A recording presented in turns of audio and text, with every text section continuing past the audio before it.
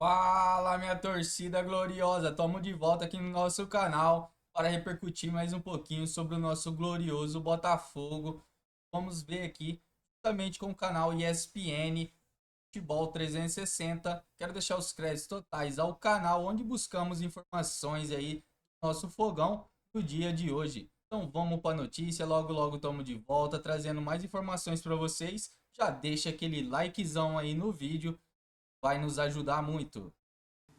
Eu já falei, acho que é um momento de dificuldade. Eu acho que não só o Botafogo, muitos clubes no futebol brasileiro estão passando por uma dificuldade. Eu acho que passa muito por também fluxo de caixa, final de ano.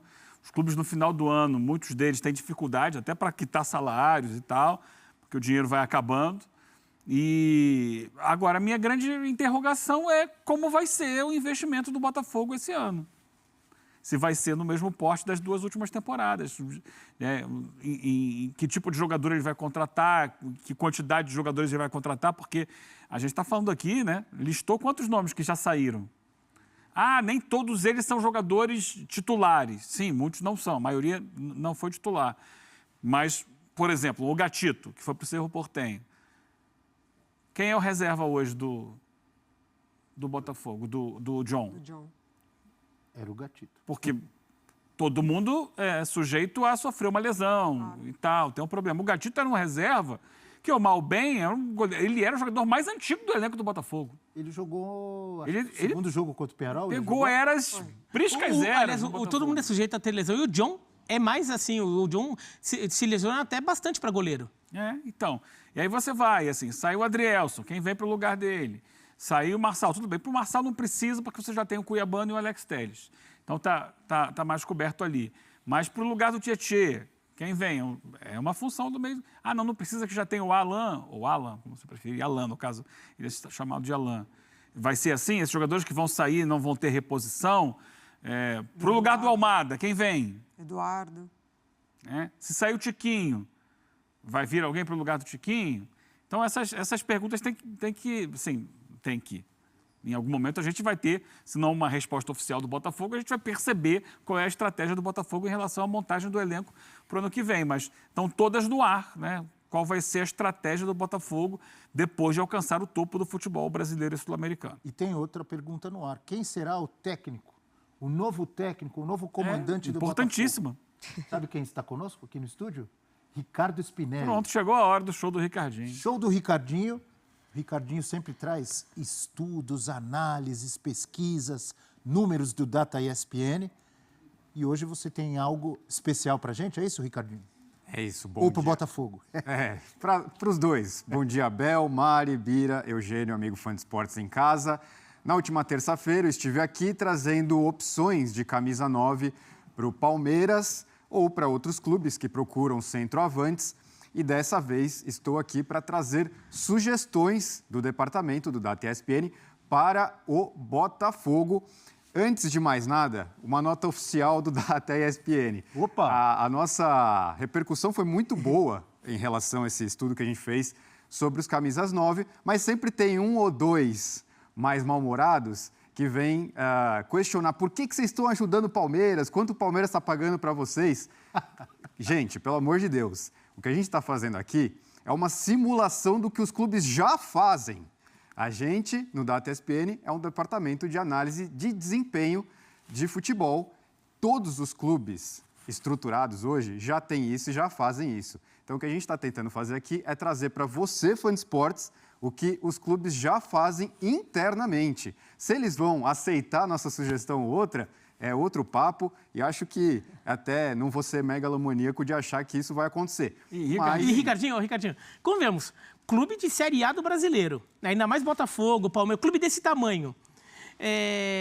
Se vir a análise do nosso departamento aqui da ESPN e, no mínimo, não questionar o próprio departamento e perguntar o que o próprio departamento acha, é porque está fazendo a coisa errada, né? Não, assim, a gente está ajudando, mas o clube tem que ter seus próprios meios para isso. Eu acho que não precisam. De novo, o que a gente vai fazer hoje aqui, o que o Data ESPN faz, é análise de desempenho de futebol. Hoje, isso no futebol está super difundido.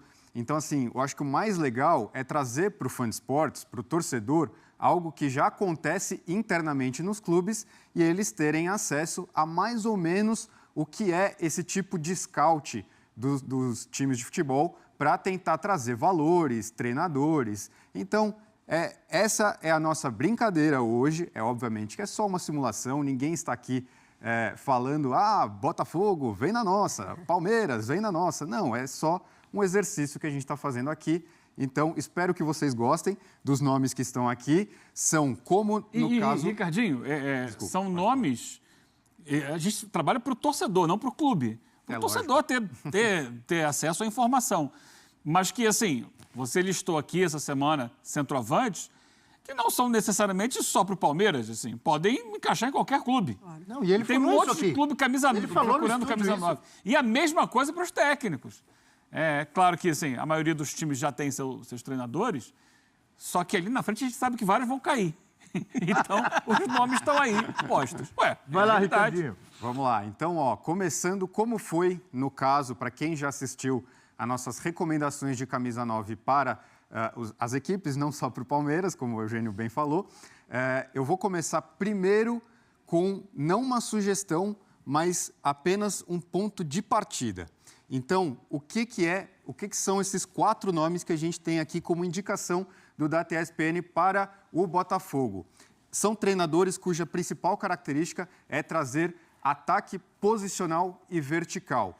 Uma das referências que pode ser, a gente pode lembrar bem de que usa bem esse método, é o Jorge Jesus. A nossa recomendação não é o Jorge Jesus, porque obviamente é muito difícil de tirar o português do Al Hilal. Então, eu só quero passar aqui rapidinho para vocês o que é o ataque posicional e vertical. Então, é um jogo de mais paciência, com passes mais curtos e coberturas ofensivas, em que os times buscam ter opções tanto de amplitude pelos lados do campo, quanto entre linhas nos corredores centrais e também de profundidade mais próximos do gol adversário. Tá? Então, esse é o nosso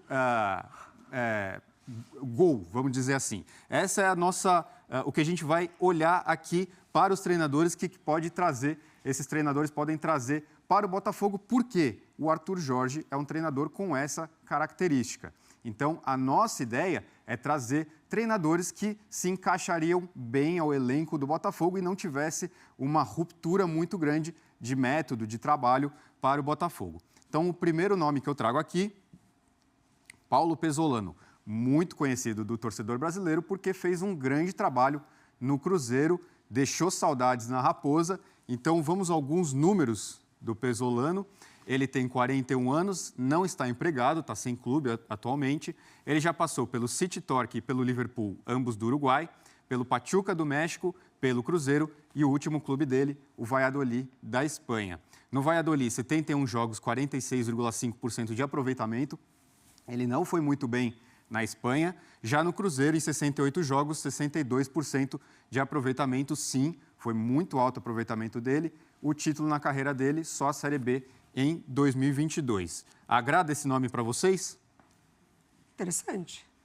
Interessante. Tem acho que a passagem pelo Cruzeiro, né? Muito do rosto do que era a SAF do Ronaldo, né? De como as coisas aconteceram, foi muito interessante. Mas a maneira como sai, acho que também deixa aquela situação de SAF, né? Que a gente vê acontecer com o Botafogo, mas mais com os jogadores.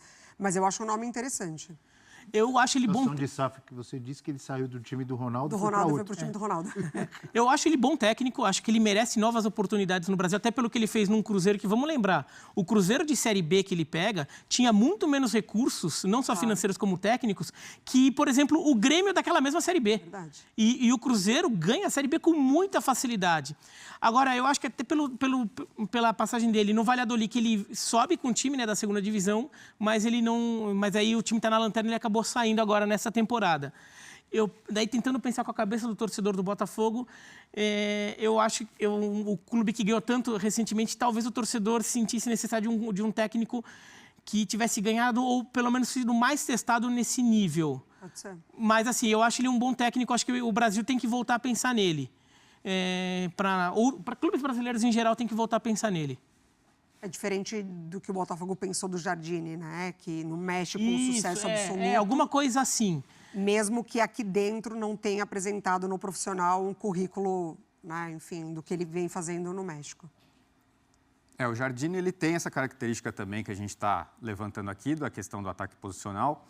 É um treinador multicampeão no América. Então, como o Bira disse, o Pesolano não tem esse peso de títulos e é por isso que ele está na 4ª colocação. Então, na 3ª colocação está um nome também bem conhecido, Leonardo Jardim, português, que hoje está no Al Ain. Então, o currículo dele aqui, do Leonardo Jardim, ele tem 50 anos, ele já passou pelo Braga, Olympiacos da Grécia, Sporting, Mônaco e Al Hilal, sendo que o Mônaco, com certeza, foi a grande vitrine dele, ele foi muito bem, campeão francês com o Mônaco, ele foi campeão grego com o Olympiacos, campeão da Copa da Grécia, campeão saudita, da FC Champions League. Então, tem uma carreira vasta, ele acabou de chegar no All-In, tem apenas 9 jogos e 55% de aproveitamento no time do Oriente Médio. Então, o Leonardo Jardim é um nome que talvez seja bem conhecido pelo torcedor brasileiro, mais experiente e talvez mais vitorioso. Gosto. Passou pelo Braga, hein? Isso é importante. O Braga... O Leonardo Jardim, lembrando que ele foi cogitado pelo Flamengo em vários momentos em que o Flamengo pensou em substituir o Jorge Jesus, né? Ou achar um novo Jorge Jesus, o Leonardo Jardim foi sondado. Eu acho ele um grande técnico e assim, tem um não título dele, mas que merecia muita menção. Depois de ganhar o Campeonato Francês pelo Mônaco, batendo o Paris Saint-Germain bilionário já, ele chega à semifinal da Champions League seguinte, eliminando o Manchester City do Guardiola nas quartas de final. Então, assim, É o time que tinha o Mbappé, né? Quê? É quando tinha o É Mbappé. o time que tinha Mbappé e Falcão Garcia. Uma assim, goleada, né? Quê? Uma goleada. Isso, uma goleada. Então, assim, esse nome eu acho bem interessante. Agora, como ele acabou de chegar no All-In, talvez seja um nome mais para meio de temporada, né? Porque talvez ele esteja meio que amarrado ao All-In até o Mundial de Clubes, pelo menos. Eu ia dizer isso, ele entra mais ou menos no critério que você colocou do Jorge Jesus, que é difícil de tirar o cara que acabou de chegar lá no mundo árabe, né? Mas Falando de grana mesmo. Sim, e por isso que está na 3ª colocação. Porque senão ele era um bom nome para primeiro. Se ele estivesse dando sopa no mercado, era bom nome para primeiro lugar mesmo. Exatamente. Então vamos lá, continuando. O segundo nome, por enquanto já temos um uruguaio, um português e agora um argentino. Hernan Crespo é outro treinador que tem essa qualidade de trazer, poderia continuar o trabalho de ataque posicional com o Botafogo. O torcedor brasileiro lembra muito bem dele no São Paulo, 57 jogos, 54% de aproveitamento no tricolor paulista. Ele já passou pelo Banfield, por Defensa e Justiça da Argentina, pelo Al Duahil e também pelo Al Ain. Ele era o treinador antes do Leonardo Jardim chegar. Então, ele que foi campeão paulista com o São Paulo, quebrando um jejum de 9 anos sem título do tricolor. Então, ele começou... o Palmeiras do Abel Ferreira. Exatamente. Contra o Palmeiras, tinha acabado de ser campeão da Libertadores e da Copa do Brasil em 2020. Ele ganha a final do Paulista contra o Palmeiras do Abel Ferreira. Então, ele começa muito bem no São Paulo e depois ele tem uma queda de rendimento. Por isso que o aproveitamento dele no São Paulo nem é tão alto assim, de 54%.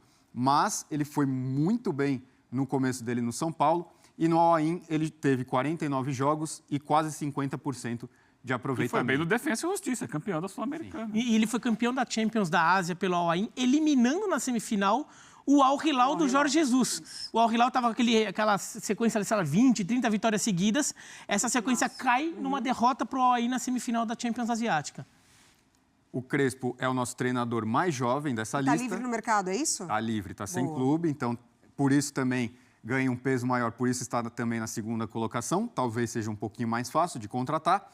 Ele é o mais jovem dessa lista e o nosso primeiro colocado, nosso treinador mais recomendado pelo Departamento de Análise de Desempenho dos canais ESPN, o Data ESPN. O nosso primeiro colocado é um outro português, o mais velho dessa lista. Também Carlos no Braga. Carvalhal. Não, está no Braga agora. Exatamente, ele já esteve Mas, no Braga mais uma passagem, né? e agora está de novo no Braga. Então vamos passar aqui primeiro Técnico do Braga é favorito. dele.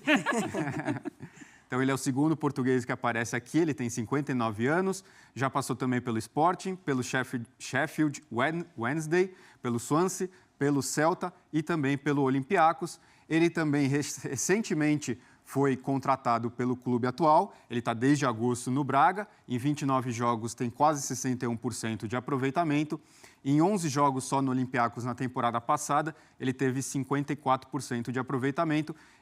Os títulos na carreira são poucos, apenas Taça de Portugal e Taça da Liga de Portugal, então ele não tem uma vasta carreira de títulos, mas isso também, vamos lembrar que o Abel Ferreira chegou aqui no Brasil sem nenhum título como treinador, o Arthur Jorge também não tinha grandes conquistas na carreira antes de chegar ao Botafogo. Então, talvez essa questão de não ter muitos títulos também não quer dizer que aqui no Brasil ele não seria capaz de levantar as principais taças. É outro nome que chegou a ser... Flamengo, exatamente. Foi especulado também. Foi. Reunião com o Marcos Braz, aquela história toda. Ele não aceitou vir para o Flamengo. Ele teve o convite. Numa dessas vezes que o Flamengo, através do Marcos Braz, esteve presente nos chamados mochilões lá na Europa, ele sentou, conversou com o Carvalhal, e o Carvalhal, naquela ocasião, preferiu ficar por lá. É que ele estava no Rio Ave, mas ele estava com perspectiva, porque o Carlos Carvalhal já trabalhou na Inglaterra, a gente viu, né? Acho que ele estava com alguma perspectiva de acertar, voltar para a Inglaterra. Estava no Rio Ave, mas se acertando com a Inglaterra na época. Desculpa, Pode continuar. Não, é que talvez você já até respondeu a minha pergunta. Queria que você explicasse um pouquinho por que ele está na primeira colocação no entendimento do Data. Porque ele é técnico do Braga. O Braga, eu vou explicar para você. Não, ele tá... O Braga chama atenção. Nesse momento, por exemplo, o Crespo, ele é um treinador com muito... a gente projeta muito, uma carreira muito boa para o Crespo, mas tem essa questão de não ter ido tão bem no final do São Paulo. Ele começa muito bem e depois ele perde um pouquinho de fôlego. O Leonardo Jardim já é mais difícil de trazer, o Oriente Médio exige um aporte financeiro mais alto para tirar um treinador já empregado. E o Pesolano, a mesma coisa. Acho que vocês também já explicaram bem a questão do Pesolano. Então, o Carvalhal, tem até um vídeo aqui que a gente preparou aqui no Data ESPN explicando o que é o ataque posicional vertical. Então, nesse caso aqui, ele no Campeonato Português, semana passada esse jogo, tá?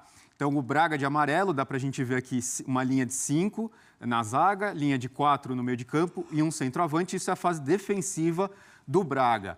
O Braga vai tentar recuperar a bola, vai fazer pressão nos adversários, nessa lateral aqui, vai tentar recuperar a bola, as marcações bem encaixadas. Então, o Benfica consegue se desvencilhar da marcação e volta até a posse de bola, mas percebam como o Braga continua posicionado e aí sim consegue recuperar a bola, vai tentar atacar em velocidade. Então, o ataque posicional, como eu disse lá no começo, ele é mais cadenciado, mais paciente, mas também não quer dizer... Todos os times jogam em algum momento com ataque posicional. No caso do Braga, ele também teve essa condição aqui de um ataque mais rápido. Foi uma tentativa de um ataque mais rápido do Braga que acabou não dando certo e aí sim vai começar o ataque posicional, que é tentar encontrar espaços, tentar os jogadores entrarem em situações que ofereçam opções de passes para os seus companheiros e aí... Agora, daqui a pouquinho vai aparecer aqui as linhas, aqui estão. Então, o que é amplitude? Jogadores aqui alargando o campo, tentando aumentar a largura do campo. O que é profundidade? O centroavante aqui mais à frente, esticando o campo e entre linhas os jogadores que estão aqui nos corredores centrais. Então, uma linha de 3 na... Desculpa, gente. Uma linha de 3 na zaga, 2 volantes oferecendo opção de passe e os 5 aqui na frente tentando atacar. Então, isso é uma característica que, com o Arthur Jorge, foi muito bem aproveitada no Botafogo e é por isso que esses nomes apareceram aqui para a gente. Essa jogada aqui não vai acabar dando em nada, mas foi mais para ilustrar o que é o ataque posicional e por que esses nomes foram sugeridos pelo nosso departamento de núcleo de análise de desempenho dos canais ESPN, o nosso querido Data ESPN. E, Ricardinho, essa jogada não deu em nada, mas o Braga ganhou esse jogo. Sim. Ganhou do Benfica em Lisboa, né? E tirou o Benfica da liderança do campeonato. O Braga, que é quarto colocado do Campeonato Português, ele é o primeiro colocado dos normais, né? Fora Sporting, Porto e Benfica. Você disse bem aí, Mário. Mais uma aula no FT. Aula. Tivemos aula do Gustavo Hoffmann. Exatamente. Com Bira Leal. Agora a aula do Ricardinho Spinelli. Todo Tá mundo demais. para Show pra do acompanhar. Ricardinho. Todo mundo para pra acompanhar. Show do Molecada aqui tá vendo, não tá tendo aula normal, tá aproveitando que tá em casa, não tá tendo aula nesse horário, mas tá tendo aula de futebol. Escolar, mas estão aqui. E o Agora, Braga... Tem E o uma Braga... sugestão para os clubes brasileiros, para as próximas pré-temporadas. fazer jogo amistoso contra o Braga. É.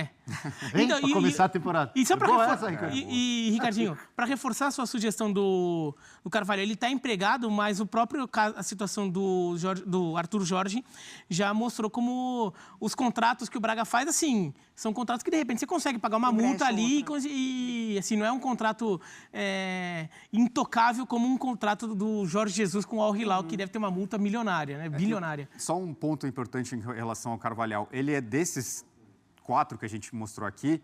Ele e o Jardim, né, são os treinadores com mais experiência internacional. O Botafogo tem um Mundial de Clubes no meio do ano. Talvez fosse interessante ter um treinador mais com essa bagagem de conhecer futebol de outros lugares do mundo, né? Só duas questões aqui. A primeira, o Braga realmente ganhou do Benfica no Campeonato Português, como a gente mostrou aquele jogo, mas 4 dias depois perdeu de 3-0 pela semifinal da Taça da Liga. Aliás, com uma grande atuação do Di Maria. E eu falei que os técnicos podem ser indicados ali para o Botafogo, pela situação de necessidade, mas tem outros que vão cair ali na frente. Não sei se vai cair. O Anjo Azul... Vai derrubar quem? Não, vou derrubar ninguém. O Anjo Azul mandou mensagem aqui, #volta Pesolano.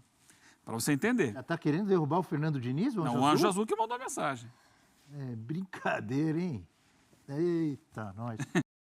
Estamos de volta, minha torcida do Fogão. E esses foram os possíveis técnicos que o nosso glorioso terá trazer aí para o elenco de 2025, juntamente aí com a ajuda do canal Sport Center F360. Coloca para mim aqui nos comentários qual desses técnicos você gostaria que tivesse aí a oportunidade de estar comandando nosso Botafogo nesse começo de temporada 2025. Quero que vocês comentem aqui abaixo. Se você não deixou ainda seu like, corre lá, deixe seu like que nos ajuda muito. Se inscreva no nosso canal, ativa aquele sininho de notificações que assim você fica por dentro de todas as notícias do Glorioso. Logo, logo estamos de volta trazendo mais informações para vocês, porque essa sexta-feira é uma sexta-feira animada aí com muito futebol e o mercado da bola não para.